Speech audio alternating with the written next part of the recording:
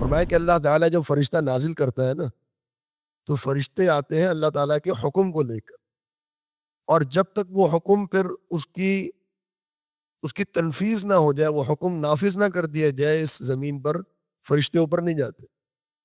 فرشتے اگر بارش کا حکم لے کر آئے تو بارش نازل ہوگی، فرشتے اگر عذاب کا حکم لے کر آئے تو عذاب نازل ہوگا۔ کہ اگر فرشتہ آ کر یہ کہے گا کہ نماز پڑھو، روزے رکھو، حج کرو اور یہ اطاعت کرو، یہ نہ کرو، تو لوگ کہیں گے بھائی آپ تو فرشتہ ہیں، آپ کو تو نہ کھانے کی ضرورت ہے، نہ آپ کی کوئی کمانے کی ضرورت ہے، نہ آپ کی فیملی ہے، نہ آپ کی ضروریات ہیں، آپ تو یہ کام کر سکتے ہیں، ہم کیسے کریں؟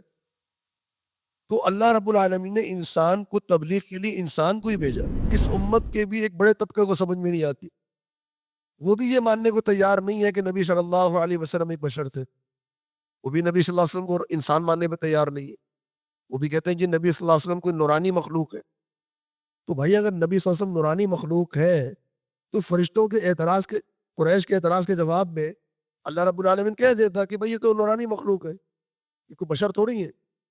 اللہ رب العالمین نے جواب دیا کہ نہیں، انسانوں کی تعلیم کے لیے انسان ہی آئے۔ تو یہ ایک توکل جو ایک انسان کا وہ کمزور پڑ جاتا ہے، اللہ رب العالمین مایوس ہو جاتے ہیں بہت جلدی، ذرا سا کوئی نقصان ہو جائے، ذرا سا کوئی معاملہ آ جائے، تو یہ مایوسی جو ہے انسان کی کب ہوتی ہے؟ جب اس کا اللہ رب العالمین پر ایمان کمزور پڑ جاتا ہے۔ وَلَقَدْ يَسَّرْنَا الْقُرْآنَ لِلذِّكْرِ فَهَلْ مِن مُدَّكِرٍ۔ سورہ الانعام کی تفسیر الحمدللہ ہم پڑھ رہے ہیں، 6 آیات مکمل ہو چکی ہیں، آیت 7 سے انشاءاللہ آج آغاز کریں گے۔ اعوذ باللہ من الشیطان الرجیم وَلَوْ نَزَّلْنَا، اور اگر ہم نازل کریں، علیک آپ پر، کتاباً ایک کتاب، فی قرطاس جو صفحات میں ہو، جس کے صفحات ہو، لکھی ہوئی کتاب ہو، فَلَمَسُوهُ، تو یہ چھوئیں اس کو، بِأَیْدِیہم اپنے ہاتھوں سے، لَقَالَ الَّذِينَ كَفَرُوا، تو یقیناً کہیں گے وہ لوگ جنہوں نے کفر کیا، ان ھذا، بے شک نہیں ہے یہ، الا مگر، سحر مبین، واضح جادو، سحر جادو، مبین واضح، بالکل کھلا جادو ہے۔ یہ آیت اسی تناظر میں ہے جو پیچھے ہم نے پڑھا کہ اللہ رب العالمین نے مختلف نشانیاں لوگوں کو دی ہیں اور مختلف معجزات انبیاء علیہم السلام کو عطا کیے، لیکن جو ایمان لانے والے نہیں ہیں وہ کبھی بھی ایمان نہیں لاتے۔ اور اس میں ایک بات اللہ رب العالمین نے یہ بات بھی ارشاد فرمائی کہ ہم ابھی آپ پر وحی نازل کر رہے ہیں، آپ پر فرشتہ آتا ہے اور وہ فرشتے کو صرف آپ ہی دیکھ سکتے ہیں اور کوئی نہیں دیکھ سکتا۔ تو اگر فرشتے کے بجائے ہم آپ پر کتاب نازل کر دیں اور وہ آسمان سے وہ کتاب آپ کے پاس آئے اور اس کتاب کو یہ ہاتھ لگا کر دیکھیں، جیسے یہ قرآن مجید ہمارے سامنے ہے، یہ قرآن مجید اس طرح تو نازل نہیں ہوا، یہ تو اللہ کے رسول صلی اللہ علیہ وسلم پر وحی کی صورت میں، الفاظ کی صورت میں نازل ہوا، لکھنے والے صحابہ ہیں، اس کو صحابہ نے لکھا ہے اس کو۔ تو اگر یہ اللہ رب العالمین ہی لکھ کر اس کو نبی صلی اللہ علیہ وسلم پر نازل کرتا اور آسمان سے یہ کتاب آ جاتی تو کیا یہ لوگ ایمان لے آتے؟ نہیں، اس وقت بھی ایمان نہیں لاتے۔ اتنی واضح نشانی دیکھنے کے باوجود یہ ایمان نہیں لاتے، اور یہ کتنی ہی ان کو نشانیاں دکھا دی جائے، اللہ رب العالمین کے معجزات دکھا دیے جائیں تو کافر کوئی نہ کوئی بہانہ نکال لیتے ہیں۔ اب یہاں پر اگر کتاب ان کے پاس آئے گی تو یہ کیا کہیں گے؟ یہ تو جادو ہے، یا اللہ رب العالمین کی طرف سے نشانی نہیں ہے۔ پھر ان کے جو اعتراضات ہیں نبی صلی اللہ علیہ وسلم پر، وہ اللہ رب العالمین نے ذکر فرمایا کہ وقالو، یہ کہتے ہیں لولا انزل، لولا کیوں نہیں انزل نازل کیا جاتا علیہ اس نبی پر ملکن کوئی فرشتہ ولو انزلنا ملکن ولو انزلنا اور اگر ہم نازل کریں ملکن فرشتے کو ملک لام کے زبر کے ساتھ یہ فرشتے کو کہتے ہیں اور ملک لام کے زیر کے ساتھ بادشاہ کو کہتے ہیں لام کے زبر اور زیر سے اتنا فرق آ جاتا ہے معنی کے اندر تو ملکن اگر ہم نازل کرتے کوئی فرشتہ لقضی الامر تو معاملے کا فیصلہ کر دیا جاتا ثم پھر لا ینظرون ان کو مہلت نہ دی جاتی لا ینظرون کا ویسے معنی ہوتا ہے کہ ان کو دیکھا نہ جاتا لیکن اس کا با محاورہ ترجمہ یا جو اس کا مقصد ہے لا ینظرون کا معنی یہ کہ ان کو مہلت نہ دی جاتی یہ ایک اعتراض جو قریش کا تھا نبی صلی اللہ علیہ وسلم پر کہ جی یہ انسان ہے نبی صلی اللہ علیہ وسلم تو انسان ہے تو آپ کے ساتھ کوئی فرشتہ موجود ہوتا جو آپ کے ساتھ ساتھ رہتا جو بتاتا کہ جی یہ رسول ہے اور میں فرشتہ ہوں اور میں بتانے آیا ہوں کہ یہ رسول ہے تو اللہ رب العالمین نے اس کے دو جوابات دیے پہلا جواب یہ دیا فرمایا کہ اللہ تعالیٰ جب فرشتہ نازل کرتا ہے نا تو فرشتے آتے ہیں اللہ تعالیٰ کے حکم کو لے کر اور جب تک وہ حکم پھر اس کی تنفیذ نہ ہو جائے وہ حکم نافذ نہ کر دیا جائے اس زمین پر فرشتے اوپر نہیں جاتے فرشتے اگر بارش کا حکم لے کر آئے تو بارش نازل ہوگی فرشتے اگر عذاب کا حکم لے کر آئے تو عذاب نازل ہوگا اور اللہ رب العالمین نے فرمایا کہ جب بھی ہم نے فرشتوں کو نازل کیا ہے پھر مہلت نہیں دی کسی کو پھر اللہ رب العالمین نے اس قوم کا فیصلہ کر دیا کامیاب ہو گئے تو کامیابی مل گئی اور اگر انہوں نے انکار کر دیا تو اللہ رب العالمین نے ان کو لپیٹ کر ختم کر دیا تو فرشتے جب آتے ہیں تو پھر اللہ رب العالمین مہلت نہیں دیتا مہلت کب ملتی ہے جب اللہ تعالیٰ انسانوں کو بھیجتا ہے جب اللہ تعالیٰ رسول انسان بنا کر بھیجتا ہے اور رسول ڈراتے رہتے ہیں خوشخبریاں دیتے رہتے ہیں تعلیم دیتے رہتے ہیں تو اس وقت تک انسانوں کو مہلت ملتی ہے جب فرشتے آ جاتے ہیں تو پھر مہلت ختم ہو جاتی ہے پھر معاملہ مکمل ہو جاتا ہے پہلا جواب تو اللہ تعالیٰ نے یہ دیا دوسرا جواب دیا کہ وَلَوْ جَعَلْنَاهُ اور اگر ہم بناتے اس رسول کو ملکن فرشتہ اگر ہم نے فرشتہ نازل کرنا ہوتا فرشتہ بنانا ہوتا یعنی رسول اگر ہم فرشتہ بناتے لَجَعَلْنَاهُ رَجُلًا تو اس فرشتے کو بھی ہم انسان بنا کر بھیجتے اس کو بھی مرد بنا کر بھیجتے لَجَعَلْنَاهُ ہم بناتے اس فرشتے کو رجلاً ایک مرد وَلَلَبَسْنَا اور ہم ان کو پہناتے وَلَلَبَسْنَا اور ہم ڈالتے عَلَيْهِمْ ان پر ما يلبسون جو یہ پہنتے یعنی اس فرشتے پر بھی لباس ہوتا اور وہ فرشتہ بھی اسی طریقے سے انسانوں کے روپ میں آتا یعنی اللہ رب العالمین نے یہ بات ان کو سمجھانے کے لیے بتائی قریش کو اور یہ بات واقعتاً سمجھنے کے قابل ہے کہ اگر ہم فرشتے کو نازل کرتے تبلیغ کے لیے دعوت و تبلیغ کے لیے تو ہم انسان بنا کر بھیجتے فرشتہ بنا کر نہیں بھیجتے فرشتہ بنا کر کیوں نہیں بھیجتے اگر فرشتے اپنی اصل صورت میں آ جائے تو انسان تو ویسے ڈر جائے نبی صلی اللہ علیہ وسلم نے جبریل علیہ السلام کو اپنی پوری زندگی میں صرف 2 بار اصل صورت میں دیکھا ہے اور فرمایا کہ میں نے جبریل کو دیکھا مکہ میں ایک دفعہ مکہ میں دیکھا تو کیا دیکھتے ہیں کہ آسمان اور زمین کے درمیان جو خلا ہے وہ پورا صرف جبریل علیہ السلام کے وجود میں بھرتی ہے آسمان اور زمین کے درمیان سوائے جبریل علیہ السلام کے وجود کے اور کوئی چیز نظر نہیں آ رہی تو فرشتے جو ہیں وہ نورانی ایک مخلوق ہے اللہ رب العالمین چاہے تو دکھا سکتا ہے یہاں پر بھی ابھی اس وقت اس موقع پر سینکڑوں فرشتے موجود ہو سکتے ہمارے اوپر تو فرشتے ایک شخص کے اوپر لیکن اللہ رب العالمین اگر فرشتے کو بھیجے گا تبلیغ کے لیے تو اس کو انسان کی صورت میں بھیجے گا جیسا کہ آئے فرشتے انسان کی صورت میں جیسے مسلم کی حدیث ہے حدیث جبریل جو معروف ہے کہ ایک شخص آیا جناب عمر فرماتے ہیں کہ وہ نبی صلی اللہ علیہ وسلم کی خدمت میں حاضر ہوا انتہائی سفید لباس انتہائی سیاہ بال بالکل تر و تازہ ہم جانتے نہیں ہیں کون ہے مختلف سوالات کی اس نے ایمان کے بارے میں اسلام کے بارے میں علامات قیامت کے بارے میں جب وہ چلے گئے تو نبی صلی اللہ علیہ وسلم فرمایا کہ تمہیں پتہ ہے کون تھے کہ جبریل تھے، تمہیں تمہارے دین کی تعلیم دینے آئے تھے. تو جب فرشتہ آئے گا تو انسانوں کی صورت میں آئے گا، اور وجہ یہ ہے کہ اگر فرشتہ آ کر یہ کہے گا کہ نماز پڑھو، روزے رکھو، حج کرو اور یہ اطاعت کرو، یہ نہ کرو، تو لوگ کہیں گے بھائی آپ تو فرشتہ ہیں، آپ کو تو نہ کھانے کی ضرورت ہے، نہ آپ کی کوئی کمانے کی ضرورت ہے، نہ آپ کی فیملی ہے، نہ آپ کی ضروریات ہیں، آپ تو یہ کام کر سکتے ہیں، ہم کیسے کریں؟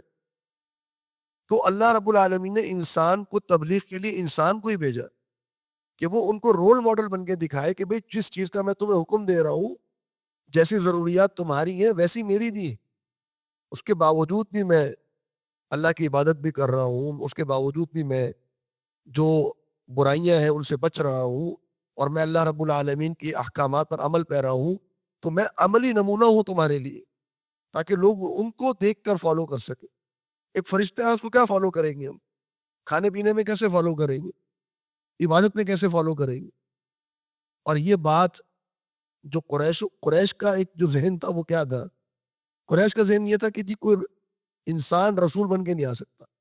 یہ ان کے ذہن میں بات بیٹھ گئی تھی، کوئی انسان رسول بن کے نہیں آ سکتا، رسول ہوگا تو فرشتہ ہوگا. اللہ رب العالمین نے جواب دے دیا. یہی بات آج اس امت کے بھی ایک بڑے طبقے کو سمجھ میں نہیں آتی. وہ بھی یہ ماننے کو تیار نہیں ہے کہ نبی صلی اللہ علیہ وسلم ایک بشر تھے. وہ بھی نبی صلی اللہ علیہ وسلم کو انسان ماننے پہ تیار نہیں ہے. وہ بھی کہتے ہیں جی نبی صلی اللہ علیہ وسلم کوئی نورانی مخلوق ہے. تو بھائی اگر نبی صلی اللہ علیہ وسلم نورانی مخلوق ہے تو فرشتوں کے اعتراض کے، قریش کے اعتراض کے جواب میں اللہ رب العالمین کہہ دیتا کہ بھئی یہ تو نورانی مخلوق ہے، یہ کوئی بشر تھوڑی ہے. اللہ رب العالمین نے جواب دیا کہ نہیں، انسانوں کی تعلیم کے لیے انسان ہی آئے گا. تو جو ذہنیت قریش کی تھی، آج وہی ذہنیت اس امت کے ایک بڑے طبقے کی بھی ہے کہ جی کوئی رسول انسان ہو ہی نہیں سکتا. بھئی انسان ہی رسول ہوتا ہے. اللہ رب العالمین انسانوں کو ہی بھیجتا ہے، اور جب دعوت تبلیغ کا کام ہو تو انسان نے ہی آ کر اس کو کرنا ہے. اور پھر فرمایا کہ وَلَقَدِ اسْتُهْزِئَ بِرُسُلٍ، تحقیق بہت استہزاء کیا گیا، مذاق اڑایا گیا، برسول بہت سے رسولوں کا، من قبل کا آپ سے پہلے. آپ اکیلے نہیں ہیں جن کا مذاق اڑایا جا رہا ہے، جن سے استہزاء کیا جا رہا ہے. آپ سے پہلے بہت سے رسولوں کے ساتھ یہ معاملہ ہوا. پھر نتیجہ کیا نکلا؟ فحاقہ، پس گھیر لیا، بالذین سخروا، ان لوگوں کو جنہوں نے مذاق اڑایا تھا، منہم ان کافروں میں سے، ما کانوا جو تھے وہ، بھی جس چیز کا، یستہزئون وہ استہزاء کرتے تھے، جس چیز کا وہ مذاق اڑاتے تھے اسی چیز نے ان کو گھیر لیا. کیا معنی؟ کہ جس اللہ کے عذاب کا وہ انکار کرتے تھے، جس اللہ کے عذاب کا وہ مذاق اڑاتے تھے، اللہ رب العالمین کے اس عذاب نے ان کو اپنی گرفت میں لے لیا اور اس قوم کو صفحہ ہستی سے مٹا دیا گیا. تو یہ تسلی ہے نبی صلی اللہ علیہ وسلم کے لیے، اور یہ تسلی آپ کو ملے گی مکی صورتوں کے اندر. جو مدنی صورتیں ہیں ان کے اندر اللہ رب العالمین نے حکم دیا جہاد کا، اور مکی صورتوں کے اندر اللہ رب العالمین نے تسلیہ دی کہ آپ تسلی رکھیں، حوصلہ رکھیں. اللہ رب العالمین ان کافروں کو اس طرح نہیں چھوڑے گا یہ چک چائے کرتے پھرے اور پھر ان کے ساتھ کوئی برا معاملہ نہ ہو. جو یہ کر رہے ہیں اس کا انجام یہ ضرور دیکھیں گے. اور پھر آگے اس کی دلیل بھی دی اللہ تعالیٰ نے. فرمایا قل، آپ کہہ دیجئے، سیروا فی الارض، تم چلو زمین کے اندر، ثم انظروا، پھر تم دیکھو، کیف کان، کیسے تھا، عاقبۃ المکذبین، جھٹلانے والوں کا انجام. جھٹلانے والوں کو کیا انجام ہوا وہ تم دیکھو. تو زمین کے اندر اللہ رب العالمین نے جگہ جگہ عبرت کے نشان چھوڑے انسان کے لیے، اور کتنی ہی قومیں ہیں جن کو اللہ رب العالمین نے تباہ کیا، اور اس قوموں کے جو ہے وہ آج ہمارے پاس عبرت کے نشان موجود ہے. میں نے پچھلی کلاس میں بھی ذکر کیا تھا کہ جتنی بھی آج ہم آثار قدیمہ میں جو دریافت کرتے ہیں جگہ، یہ اگر قرآن اور احادیث کو پڑھا جائے تو اس سے یہ معلوم ہوتا ہے کہ یہ اللہ رب العالمین کے عذاب سے تباہ ہوئی. یہ ایسا نہیں، ممکن نہیں ہے کہ لوگ ایسے چھوڑ کے چلے گئے ہو، اپنے گھروں کو نکل گئے ہو باہر. نہیں، یہ اللہ رب العالمین کے عذاب سے یہ جگہ تباہ ہوئی، اور یہ ان کے جو ہے وہ لوگوں کو ان کا نام و نشان مٹا دیا گیا. تو آج جگہ جگہ پر افریقہ میں، ایشیا میں، مڈل ایسٹ میں، عرب میں، سعودی عرب میں، پاکستان میں، یورپ میں، امریکہ میں، کتنی ایسی بستیاں آج ہمیں ملتی ہیں جو زمین میں مدفون ہے. گھر نیچے بڑی بڑی جو ہے وہ ڈیولپ سوسائٹیز تھی. مونجو دڑو کو آپ دیکھ لیں تو آج تک لوگ حیران ہیں. ان کی جو مارکیٹس بنی ہوئی ہیں, ان کے جو گھر بنے ہوئے ہیں, ان کے جو راستے بنے ہوئے ہیں, ڈیولپ سوسائٹیز تھی. لیکن اللہ رب العالمین نے ان کو عبرت کا نشان بنا دیا. یہ کیسے تباہ ہوئی؟ اپنے رسولوں کو جھٹلا کر, ان کا انکار کر کے. آگے جو آیات ہم پڑھ رہے ہیں وہ اللہ رب العالمین کی ان آیات میں اللہ رب العالمین نے اپنی توحید کو بڑے مضبوط طریقے سے بیان کیے. میں نے جیسا پہلے عرض کیا تھا کہ سورۃ الانعام جو ہے اس میں اللہ تعالیٰ نے اپنی توحید کی جو ایک تفصیل ہے اور جو ایک اللہ پر ایمان ہے اور اللہ رب العالمین کی جو عظمت ہے اس کو اس صورت کے اندر بیان فرمایا. فرمایا کل آپ کہیے لمن کس کے لیے ہے, ما فی السماوات والارض جو کچھ بھی آسمانوں میں ہے اور زمین میں ہے. یہ سوال کیجئے قریش سے, مشرکین مکہ سے سوال کیجئے کہ جو کچھ بھی آسمانوں میں ہے اور زمین میں ہے وہ کس کا ہے. اب اس کے جواب کا انتظار نہیں کیا بلکہ کہا کل آپ کہہ دیجئے للہ, وہ سب اللہ کا ہے. جو کچھ بھی آسمانوں میں ہے, جو کچھ بھی زمین میں ہے, جتنے بھی خزانے ہیں, جتنی بھی مخلوقات ہیں, اس کا مالک کون ہے؟ اس کا مالک اللہ رب العالمین. یہاں تو حکم دیا نبی صلی اللہ علیہ وسلم کو کہ آپ کہیے کہ اللہ کا ہے, ورنہ کئی مقامات پر یہ بات ذکر ہوئی کہ جب یہ سوال ہوا تو پھر مشرکین مکہ نے جواب دیا آگے سے لَيَقُولُنَّ اللَّهُ, وہ ضرور کہیں گے کہ یہ اللہ رب العالمین کا. جتنے بھی آسمان و زمین کے اندر مخلوقات ہیں, ستارے ہیں, سیارے ہیں, کہکشائیں ہیں, اور ایک اربوں خربوں کی تعداد میں جو مخلوقات ہیں صرف اس زمین کے اوپر, اس کا مالک کون ہے؟ اس کا مالک اللہ رب العالمین. اللہ کون ہے؟ فرمایا کتب, وہ اللہ اس نے لکھ لیا, علی نفسہ, اپنے نفس پر, الرحمت, رحمت کو. یہ اللہ رب العالمین کی محبت کا اظہار ہے کہ مالک اللہ ہے. اللہ کون ہے؟ اللہ وہ ہے جس نے اپنی ذات پر رحمت کو واجب کر لیا ہے. کتب, کتبہ کا معنی کہ اللہ تعالیٰ نے خود اپنے اوپر یہ واجب کر لیا ہے, لکھ لیا ہے کہ میں رحمان ہوں, میری رحمت. اور اس کی وضاحت نبی صلی اللہ علیہ وسلم نے احادیث میں فرمائی. فرمایا کہ اللہ رب العالمین نے ایک جو ہے وہ لکھا, ایک سطر یا ایک کتاب لکھی, اور اس کتاب میں یہ لکھا کہ ان رحمتی سبقت غضبی, کہ میری رحمت جو ہے وہ میرے غضب کے اوپر سبقت لے گئی. اور فرمایا کہ یہ چیز اللہ رب العالمین نے اپنے پاس عرش پر رکھی ہوئی. جو لوح محفوظ ہے وہ عرش پر نہیں ہے. لوح محفوظ جس میں پوری کائنات کی تفصیل ہے وہ ایسی جگہ پر ہے کہ جہاں فرشتوں کا آنا جانا, جہاں فرشتے موجود ہیں. لیکن یہ جو کتاب ہے ان رحمتی سبقت غضبی, میری رحمت میرے غضب پر غالب آ گئی ہے, سبقت دے گئی ہے, یہ کتاب کہاں پر ہے؟ یہ اللہ رب العالمین نے اپنے پاس عرش پر رکھی ہوئی. تو یہ کیوں رکھی ہوئی؟ کیا حکمت ہے اس کو؟ یہ اللہ رب العالمین, حالانکہ اللہ رب العالمین پر کوئی مخلوق کوئی چیز واجب نہیں کر سکتی, لیکن اللہ رب العالمین نے خود اپنے اوپر اس چیز کو واجب کیا اور اپنے پاس رکھا ہوا کہ تاکہ جب بھی کوئی معاملے کا فیصلہ ہو اللہ رب العالمین اس کتاب کے مطابق فیصلہ کرنا. کہ ان رحمتی سبقت غضبی, اللہ رب العالمین کی رحمت ہمیشہ غضب سے پہلے ہوتی ہے. یہ انسانوں کے اعمال ہیں جو بالآخر اللہ رب العالمین کے غضب کو دعوت دیتے. اور فرمایا کہ لَيَجْمَعَنَّكُمْ, اللہ تعالیٰ تمہیں ضرور جمع کرے گا, اِلَى یوم القیامہ, قیامت کے دن, لا ریب فیہ, جس میں کوئی شک و شبے کی گنجائش نہیں, کوئی شک و شبہ ہے ہی نہیں. ایک مومن کو تو بالکل نہیں ہے, اس کو اپنی دنیا پر شک و شبہ ہو سکتا ہے, آخرت پر شک و شبہ نہیں ہے. کوئی اس کے ایمان کے اندر, دیکھیں ایمان بالآخرت جو ہے نا, آگے بھی جو ہم آیات پڑھیں گے, قریش نے 2 چیزوں کا انکار کیا تھا, یا آپ کہہ لیجیے 3 چیزوں کا انکار کیا بنیادی طور پر مشرکین مکہ نے. ایک اللہ رب العالمین کی توحید کا, اللہ رب العالمین کا انکار نہیں کیا, اللہ رب العالمین کی توحید کا انکار کیا. دوسرا نبی صلی اللہ علیہ وسلم کی رسالت کا. تیسرا ایمان بالآخرت, آخرت پر ایمان لانے کا. آخرت پر ایمان لانا ہے, یہ ایک ایسا معاملہ ہے کہ جو تمام ایمانوں کی بنیاد. اگر ایک شخص آخرت پر ایمان نہیں لاتا تو وہ اللہ رب العالمین پر بھی ایمان نہیں لائے گا، وہ نبی صلی اللہ علیہ وسلم پر بھی ایمان نہیں لائے گا۔ اور جتنا ایک انسان کا آخرت پر ایمان کمزور ہوتا ہے اتنا اس کے اعمال میں اثرات اس کے پڑتے ہیں۔ آج ہمارے جو گناہوں کی کثرت ہے اس کی وجہ کیا ہے؟ کہ انسان کو آخرت پر ایمان نہیں ہے کہ جی یہ جو میں نیکی کر رہا ہوں اس نیکی کا مجھے اجر ملے گا، پتہ نہیں ملے گا، میں جو گناہ کر رہا ہوں اس گناہ پر میری پکڑ ہوگی یا نہیں ہوگی۔ اس کا ایمان کمزور ہے آخرت کے معاملے۔ تو جتنا ایمان بالآخرت کمزور ہوتا ہے اتنا ہی انسان کے اعمال کے اندر فرق آتا ہے۔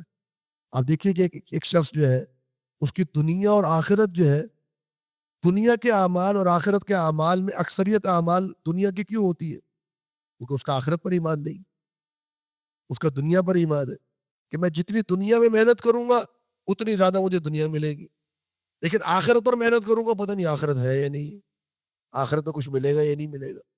لیکن جتنا ایمان آخرت پر زیادہ ہوگا اتنی زیادہ وہ آخرت کو ترجیح دیتا ہے اور اس کا ایمان مضبوط ہوتا ہے۔ تو یہ چیز کہ لَيَجْمَعَنَّكُمْ إِلَىٰ يَوْمِ الْقِيَامَةِ لَا رَيْبَ فِيهِ، کہ اللہ رب العالمین تمہیں ضرور جمع کرے گا قیامت کے دن جس میں کوئی شک و شبہ نہیں۔ الَّذِينَ خَسِرُوا أَنفُسَهُمْ، وہ لوگ کہ جنہوں نے اپنے آپ کو نقصان میں ڈالا، فَهُمْ لَا يُؤْمِنُونَ، وہ لوگ ایمان نہیں لاتے۔ جو اپنے آپ کو نقصان میں ڈالتے ہیں اور دنیا کے پیچھے بھاگتے ہیں وہ لوگ ہیں جو قیامت کے دن پر ایمان نہیں لاتے۔ باقی جو اہل ایمان ہیں ان کا آخرت پر ایمان بہت مضبوط۔ پھر اللہ رب العالمین نے دوبارہ اپنی عظمت کو بیان فرمایا، وَلَهُ، اور اللہ ہی کے لیے ہے، ما سکنا، جو ٹھہرا ہوا ہے، فی اللیل، رات میں، والنہار، اور دن میں، جو کچھ بھی رات اور دن میں ٹھہرا ہوا ہے اس کی ملکیت اللہ رب العالمین کے اختیار میں ہے، اس کا مالک اللہ ہے۔ پہلے ملکیت اللہ تعالیٰ نے بیان فرمائی مکان کے اعتبار سے کہ آسمان اور زمین میں جو کچھ بھی ہے وہ اللہ کا ہے۔ پھر اللہ رب العالمین نے اپنی ملکیت کو بیان فرمایا زمانے اور وقت کے اعتبار سے کہ رات اور دن میں جو کچھ بھی ہے وہ اللہ کا ہے۔ اب کوئی چیز اس معاملے سے باہر نہیں ہو سکتی۔ زمین و آسمان میں جو کچھ بھی ہے وہ اللہ کا ہے اور رات اور دن میں جو کچھ بھی ہے وہ اللہ کا ہے۔ اب کیا ہوا؟ اب کوئی بھی مخلوق، ظاہری بات ہے مکان کے اعتبار سے یا تو آسمانوں میں ہوگی یا زمین میں ہوگی، اور وہ مخلوق وقت کے اعتبار سے یا دن میں ہوگی یا رات میں ہوگی۔ ابھی ہماری رات ہے، کہیں دن چل رہا ہو، کہیں رات ہوگی، یہاں دن چل رہا ہوگا۔ تو مخلوقات مکان کے اعتبار سے زمین و آسمان سے باہر نہیں ہو سکتی، اور مخلوقات زمانے اور وقت کے اعتبار سے رات اور دن سے باہر نہیں ہو سکتی۔ اللہ رب العالمین کی ملکیت ہے مکان کے اعتبار سے زمین و آسمان پر اور وقت کے اعتبار سے بھی زمین و آسمان پر۔ فرمایا کہ وہ السمیع العلیم، اور وہی ہے جو سمیع بھی ہے اور وہی ہے جو عالم بھی ہے۔ اللہ رب العالمین سننے والا بھی ہے اور علم رکھنے والا بھی ہے۔ قل آپ فرما دیجئے اغیر اللہ، کیا اللہ رب العالمین کے سوا اتخذ ولیہ، میں بنا لوں کوئی ولی، کوئی اور مددگار۔ ولی کا معنی مددگار، اللہ کے علاوہ میں کسی اور کو اپنا مددگار بنا لوں۔ فاطر السماوات والارض، جو پیدا کرنے والا ہے۔ فاطر کا معنی پیدا کرنے والا، فطرت کے مطابق۔ فطرت کا لفظ ہم نے سنا ہے کہ جو فطرت ہے کسی بھی چیز کی اس کے مطابق پیدا کرنے، فاطر۔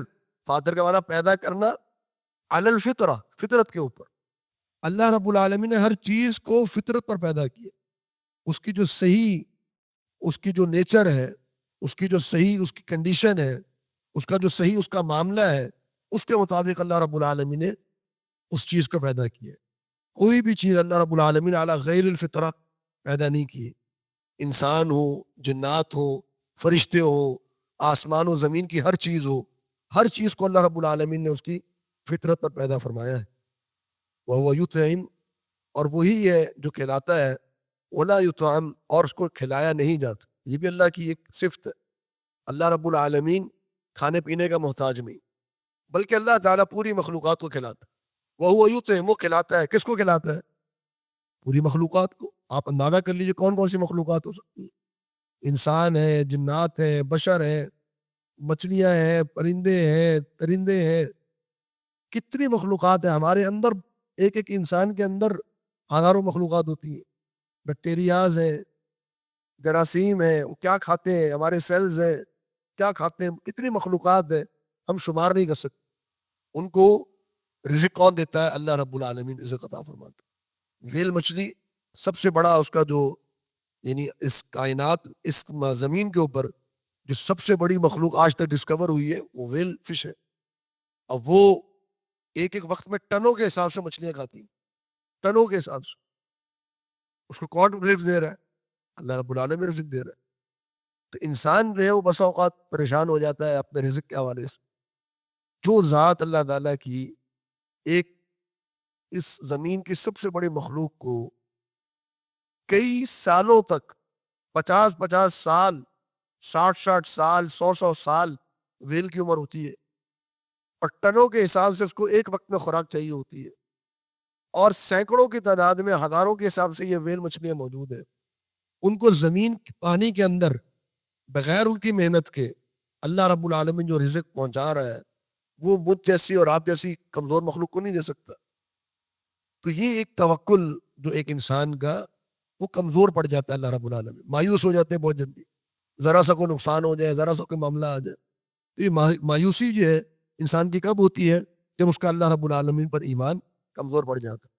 فرمایا کہ وہ یطعم ولا یطعم، اللہ رب العالمین کو کھانے کی عادت نہیں.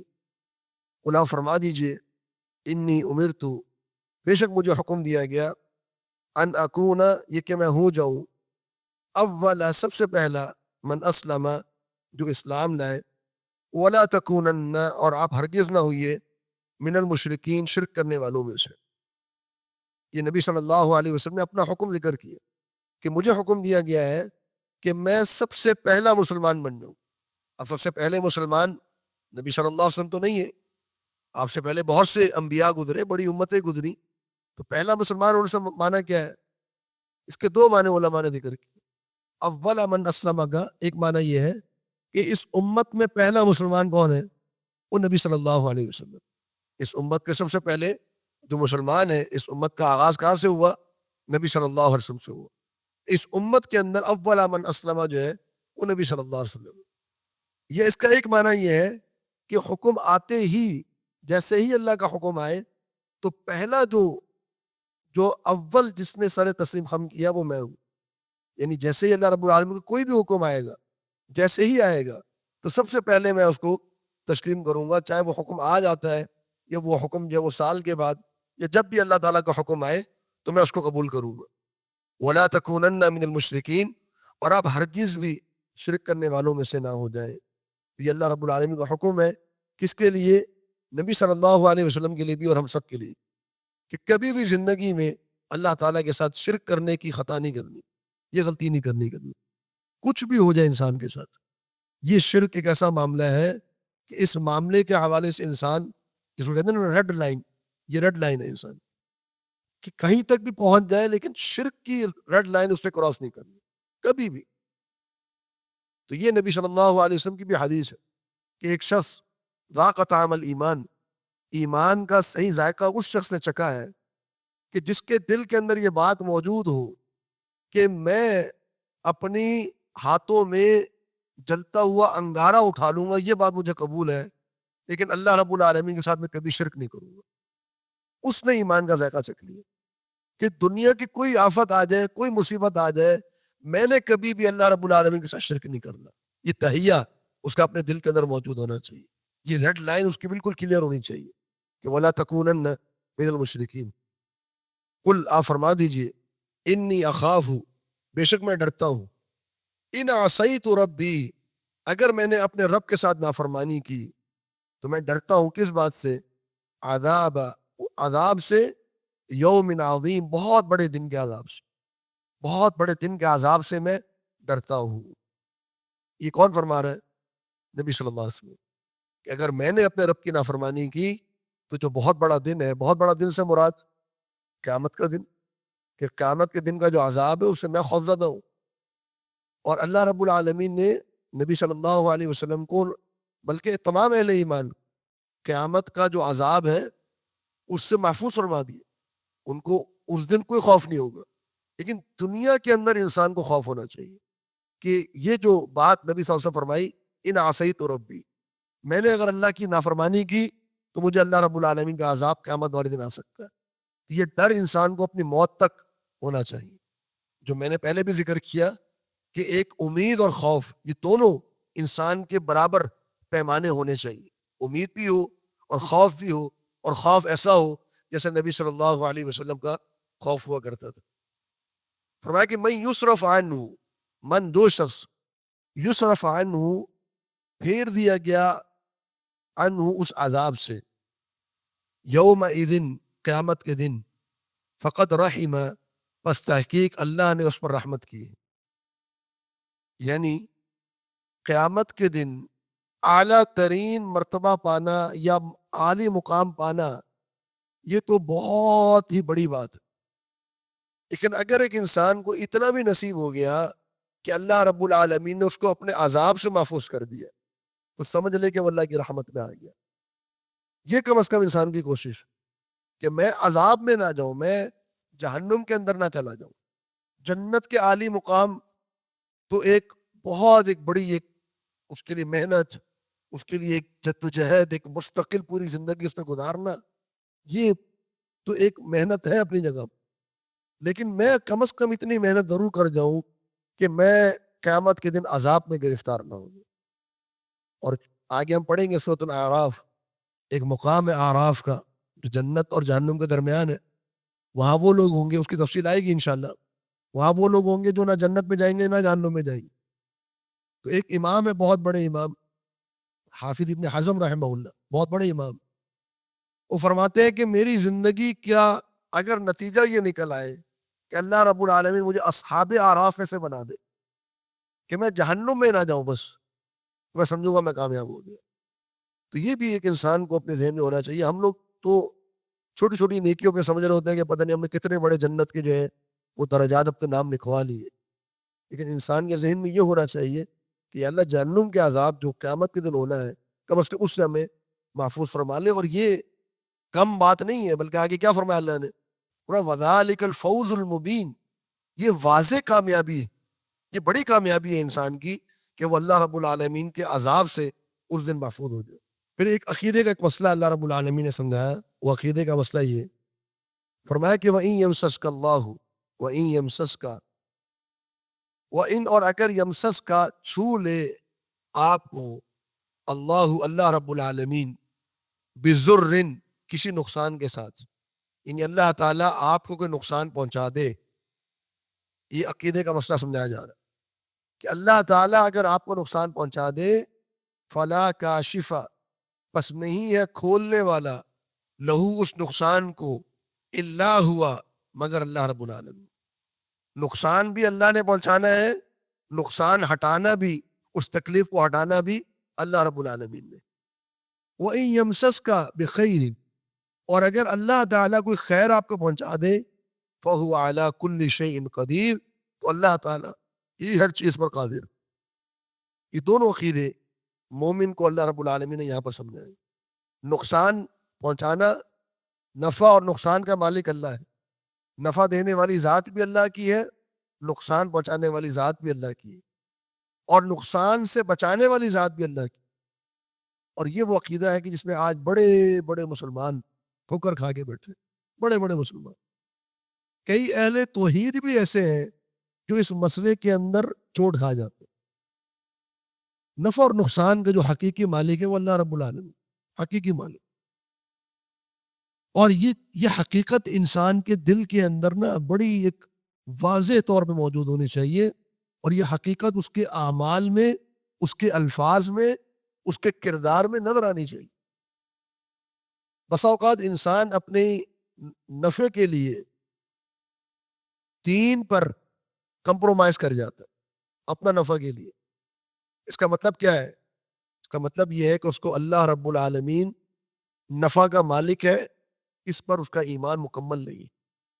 اگر اپنے دین پر کمپرومائز کر کے اگر وہ نفع کمانے کے چکر میں حرام کی طرف چلا گیا، اس کا مطلب کیا ہے؟ اس کے ذہن میں یہ بات موجود ہے کہ مجھے نفع دینے والی ذات اللہ کی نہیں. اگر وہ دنیا اور آخرت کے پیمانے میں دنیا کو ترجیح دے گیا آخرت کے اوپر. اس کا مطلب کیا ہے کہ اس نے یہ طے کر لیا, اس کا ایمان, اس کا کردار یہ بتا رہا ہے, اس کو اس بات پر یقین کامل نہیں ہے, ایمان کامل نہیں ہے کہ اللہ رب العالمین کی ذات جو ہے وہ نفع پہنچانے والی ہے. جہاں سچ اور جھوٹ کا معاملہ آ جائے اور وہ جھوٹ بول کے نکل جائے, اس کو اس بات کا ایمان کامل نہیں ہے کہ اللہ رب العالمین نفع پہنچانے والی ذات, نقصان سے بچانے والی ذات. تو بہت ایک مسلمانوں کی تعداد ہے اس مسئلے کے اندر چوٹ کھا کے بیٹھی. کچھ لوگ تو ہیں ایسے جو دعائیں بھی غیر اللہ سے کرتے, وہ سب جانتے, وہ تو شرک اکبر ہے, وہ شرک اکبر ہے. غیر اللہ کو پکانا, غوث اعظم کی دعائیں کرنا, یا علی مدد کے نعرے لگانا, یا رسول اللہ مدد کے نعرے لگانا, یہ تو شرک اکبر ہے. اور یہ شخص تو ظاہری بات ہے کہ حالت شرک میں فوت ہوا, غوث توبہ نہیں. لیکن بہت سے اہل توحید اپنے آپ کو موحد سمجھتے ہوئے بھی ایمان کامل کے اندر چوٹ کھا جاتے, اپنے کردار کو سامنے رکھتے ہوئے. یہ چیز ہمیں اس کو سمجھنا چاہیے. بسا اوقات ہمیں اللہ رب العالمین کے الفاظ اور دعا کے اوپر اتنا اعتبار نہیں ہوتا جتنا اسباب کے اوپر ہوتا. میں آپ کو اس کی ایک مثال دیتا ہوں. آج فلسطین کا مسئلہ چل رہا ہے, حالات چل رہے ہیں.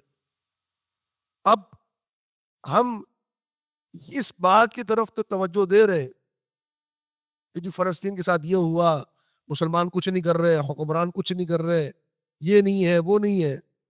لیکن یہ بات بھی ہمیں ذہن میں رکھنی چاہیے کہ آج اہل فلسطین کے ساتھ جو ہو رہا ہے وہ کس کی قدر سے ہو رہا ہے, کس نے فیصلہ کیا اس نقصان کا؟ اللہ رب العالمین. فلسطین کے اوپر بم گرے, یہ فیصلہ کس کا ہے؟ اللہ رب العالمین.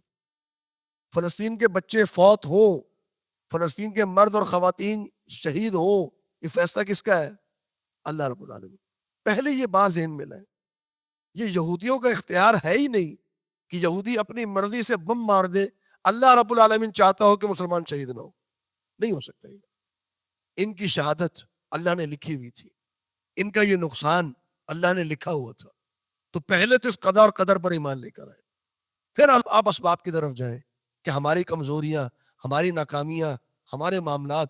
لیکن پہلی بات, اذا اصابتہم مصیبہ قالوا انا للہ وانا الیہ راجعون. یہ بات انسان کے ذہن میں راسخ ہونی چاہیے. پھر جب ہم یہ بات کرتے کہ جی آج اہل فلسطین کے لیے دعا کی ضرورت, تو بڑی آگے سے ایک جواب آتا ہے سخت قسم کا کہ جی آپ تو بس دعائیں کرتے رہے, تزکیہ نفس کرتے رہے, دعائیں کرتے رہے, دعائیں سے کچھ نہیں بنتا. لا حول ولا قوت الا باللہ. غزوہ بدر میں نبی صلی اللہ علیہ وسلم اپنے صحابہ کے ساتھ کھڑے, لشکر موجود ہے, آپ نے اتنی دعا کی اور اتنے لمبے ہاتھ اٹھائے, آپ کی چادر مبارک نیچے گر گئی. اب مسبب الاسباب کون ہے؟ اللہ رب العالمین. تو یہ جو ہمارا ایمان کمزور ہو رہا ہے اس معاملے میں, اس کو قوی ہونا چاہیے کہ لا کاشف لہ الا ہو ویمسسک بخیر فہو علی کل شیء قدیر. اسباب اختیار کیجئے. میں بیمار ہوں, میرا اللہ رب العالمین کی شفا پر ایمان ہونا چاہیے, دوا پر اتنا اعتماد نہیں ہونا چاہیے. میرا اگر دوا پر اعتماد زیادہ ہے اور دعا پر کم ہے, اس کا معاملہ یہ ہے کہ یمسسک اللہ بضر فلا کاشف لہ الا ہو, اس پر میرا ایمان کمزور ہو گیا. اس کے حوالے سے ہمیں اپنے ایمان کا جائزہ لینے کی ضرورت ہے. اور آگے ایک اور عقیدہ اللہ رب العالمین نے سمجھا, فرمایا وَهُوَ الْقَاهِرُ, اللہ تعالیٰ غالب ہے, فوق عبادہ, اپنے بندوں کے اوپر ہے. یہاں ایک لفظ میں, ایک جملے میں اللہ تعالیٰ نے دو عقیدے کے مسائل سمجھائے. ایک عقیدے کا مسئلہ یہ کہ اللہ رب العالمین اپنے بندوں پر غالب. کیا معنی غالب کا؟ غالب کا معنی یہ ہے کہ بندے اللہ کی مرضی کے بغیر کچھ نہیں کر سکتے. اللہ کی مرضی کے بغیر بندہ ایک جنبش حرکت نہیں کر سکتا. اللہ کی مرضی کے بغیر کوئی بندہ کوئی بات کہہ نہیں سکتا, کوئی کام کر نہیں سکتا. اللہ اپنے بندوں پر غالب ہے, معنی یہ ہے اس کا. یہ تقدیر کا مسئلہ ہے, اس کو سمجھنے کی ضرورت ہے. اللہ اپنے بندوں پر غالب ہے. اس دنیا میں جو کچھ بھی ہو رہا ہے وہ اللہ رب العالمین کی مرضی, اللہ رب العالمین کی مشیت کے ساتھ ہو رہا ہے. اللہ تعالیٰ کی مشیت کے بغیر اس دنیا میں کچھ نہیں ہو سکتا.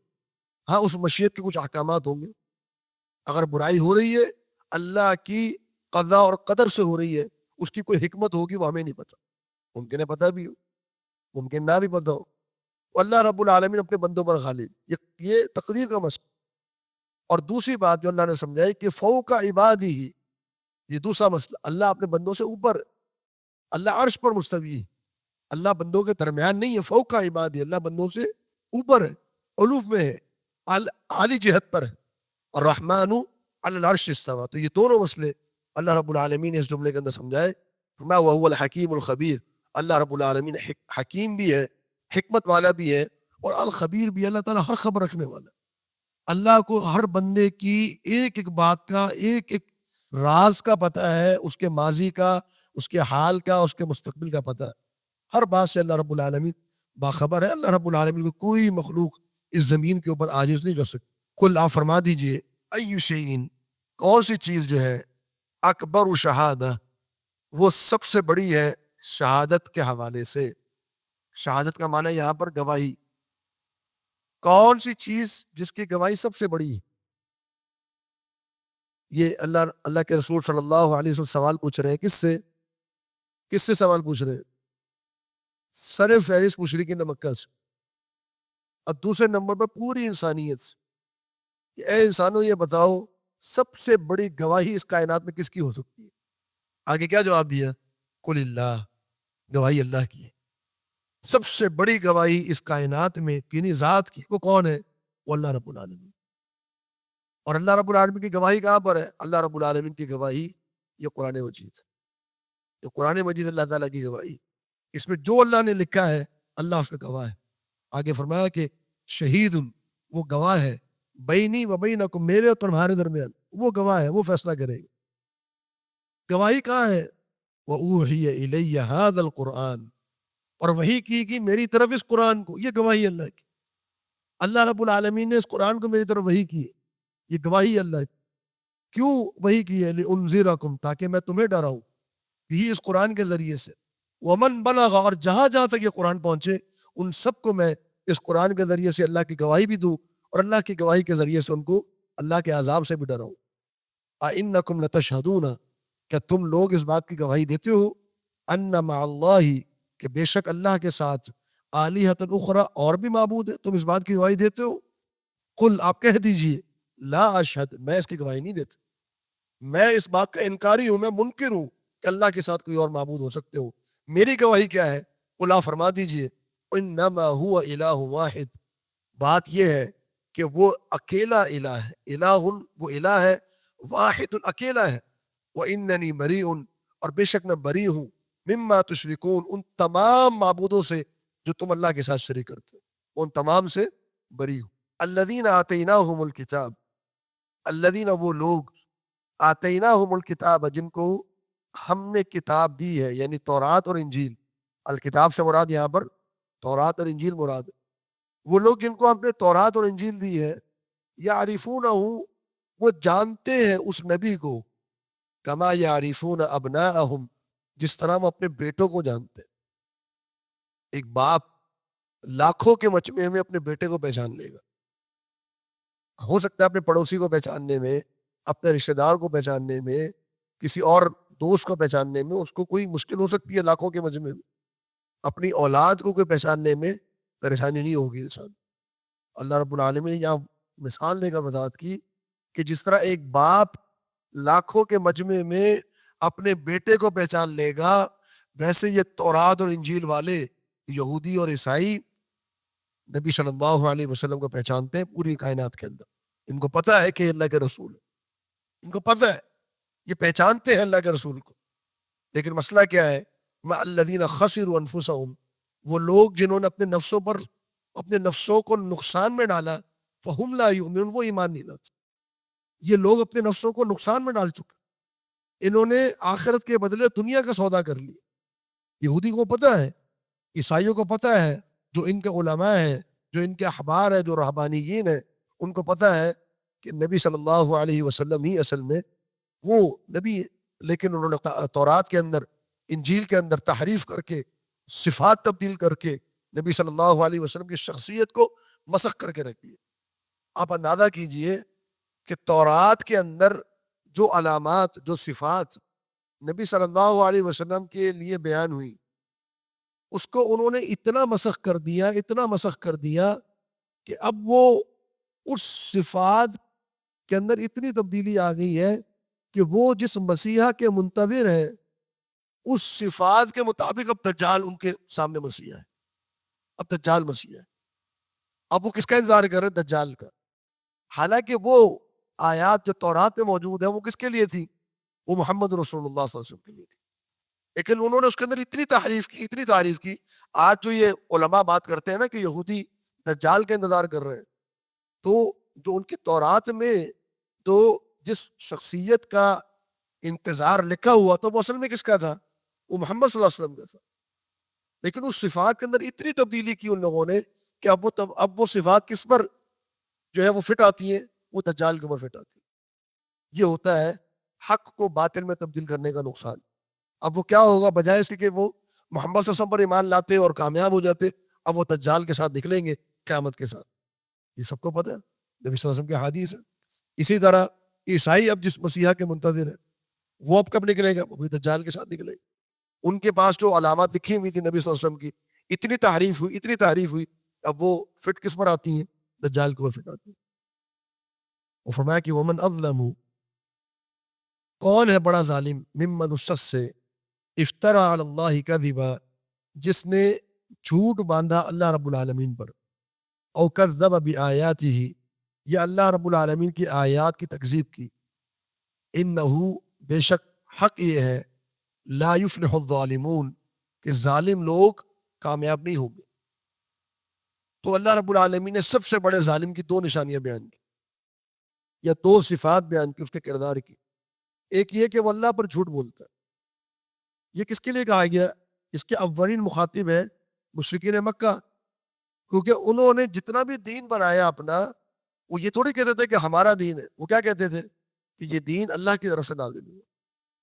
آج اللہ رب العالمین پر جھوٹ بولنے والے اس امت کے اندر بھی موجود. کتنی اپنی باتیں ہیں، کتنے اپنے عقائد ہیں جو عقائد قرآن مجید سے اور حدیث سے ثابت نہیں ہوتے، لیکن انہوں نے اپنا عقیدہ بنایا ہوا ہے. اور وہ یہ تھوڑی کہتے کہ یہ ہمارا عقیدہ ہے. وہ کیا کہتے ہیں؟ یہ اللہ نے نازل کی. اللہ پر جھوٹ بولتے، اللہ رب العالمین کے بارے میں غلط بیانی کرتے، ضعیف حدیثیں، موضوع روایات نبی صلی اللہ علیہ وسلم پر بیان کرتے. تو یہ سب سے بڑا ظالم. اور دوسرا ظالم کون ہے؟ کذب بآیات، جو اللہ کی آیات کو جھٹلائے. تو جو اللہ پر جھوٹ بولتا ہے وہ اللہ رب العالمین کی آیات کو بھی جھٹلاتا ہے. اب آپ ان کے سامنے توحید کی آیات پیش کریں وہ نہیں مانیں گے اس کو. آپ ان کے سامنے نبی صلی اللہ علیہ وسلم کی اتباع کی آیات پیش کریں وہ نہیں مانیں گے اس کو. آپ صحابہ کے دشمنوں کے سامنے صحابہ کی فضیلت کی آیات پیش کریں وہ نہیں مانیں گے اس کو. اب اہل بیت کی فضیلت اور اہل بیت کا جو محبت ہے، جو غلف ان کے دلوں میں آ گیا، وہ کیا کہتے ہیں؟ یہ کہاں سے آیا؟ یہ آسمان سے آیا، اس کو اللہ نے نازل کیا. دین ہے ان کی نظر میں، یہ دین ہے. یہ دین کہاں سے آیا؟ اللہ سے آیا. تو یاد رکھیے کہ جو شخص اللہ رب العالمین کے دین کے متعلق جھوٹ بولتا ہے وہ اللہ رب العالمین کی بہت سی آیات کا انکار بھی کرتا ہے. یہ سمپل سی بات. تو جو شخص بھی دین کے معاملے میں جھوٹ بولتا ہوگا نا، دین کے معاملے میں، وہ یقیناً کہیں نہ کہیں اللہ رب العالمین کی کسی نہ کسی بات کا انکار بھی کر رہا ہوگا. ایسا شخص کبھی بھی دین کے ساتھ مخلص نہیں ہو سکتا. اور یہ سب سے بڑا ظالم ہے جس کی نشانی اللہ رب العالمین نے بیان فرمائی ہے اور فرمایا کہ یہ لوگ پھر کامیاب نہیں ہوں گے. آگے اللہ رب العالمین نے قیامت کے کچھ مناظر بیان فرمائے. تو پہلے توحید پر بات ہو گئی. توحید کے تعلق سے اللہ رب العالمین نے کچھ آیات، کچھ عقائد، کچھ مسائل ہمیں سمجھائے. اب قیامت کے حوالے سے اللہ رب العالمین نے کچھ مسائل جو آگے بیان فرمائے ہیں کہ یہ مشرکین آج تو بڑے دھڑلے کے ساتھ اپنے معبودوں کے ساتھ کھڑے ہیں اور ان کی پوجا پاٹ میں مصروف ہیں اور جب وہ ان کی طرف دعوت دے رہے ہیں، لیکن کل قیامت والے دن یہ اپنے شرک سے بھی انکار کر دیں گے. ان کے جو معبود ہوں گے وہ ان کا انکار کر دیں گے یا اپنے معبودوں سے برات کا اعلان کر دیں گے. جب نصیحت کرنے والا محمد رسول اللہ صلی اللہ علیہ وسلم بھی ہو اور نصیحت بذریعہ قرآن کی بھی کی جا رہی ہو، اللہ رب العالمین نے اگر ہدایت نہیں لکھی تو نہیں ملی. اور ایمان ہمارا کب مضبوط ہوتا ہے؟ اگر ہم قرآن مجید کی کوئی آیت ایسی دیکھ لیں جو سائنس جس کو اپروو کر رہی ہو، اس سائنس میں ہے، وہ ایک خادم ہے قرآن کی اور ایک حدیث کی اور سنت کی. ورنہ ہمارا جو ایمان ہے وہ ایمان اس قرآن کو پڑھ کر قرآن کو سمجھ کر پڑھنا چاہیے.